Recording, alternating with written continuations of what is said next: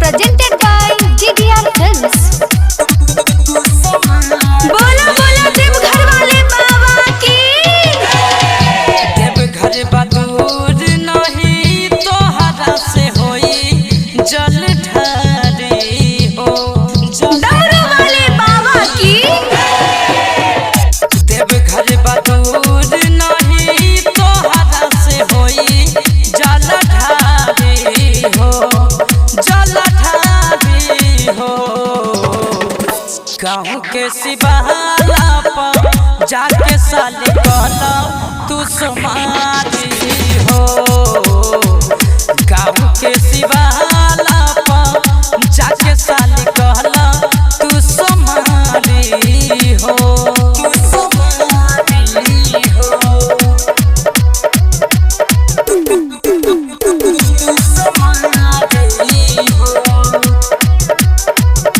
गाँव के शिवाला पर जाके साले कहला तू समाधि हो। चल नहीं पैबू साली होई परेशानी, कर जानी जीत लाना बात हमर मानी, बात हमर मानी।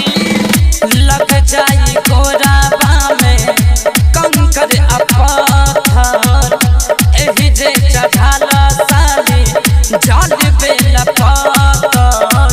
ढाका मुकी होला ओहि जा होखे फिर भारी, बड़ी भारी हो, बड़ी भारी हो। गाँव के शिवाला पर जाके साली कहला तू समाधि हो।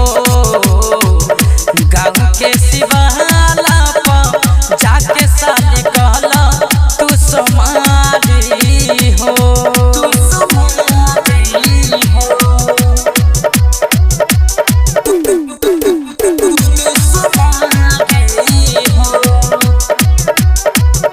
गाँव के शिवाला पर जाके साली कहला तू समाधि हो। पर साल चली हाँ तू दीदिया के साथे, बाबा पर चढ़ई हाँ चल लेके दुनु हाथे, लेके दुनु हाथे। मार्शल मनीष कहे मान जाए साले, गुड्डू सुशील के बा हाथ अभी खाली।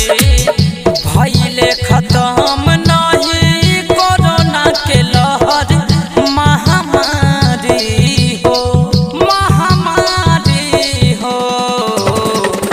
गाँव के शिवाला पर जाके साले कहला तू समाधि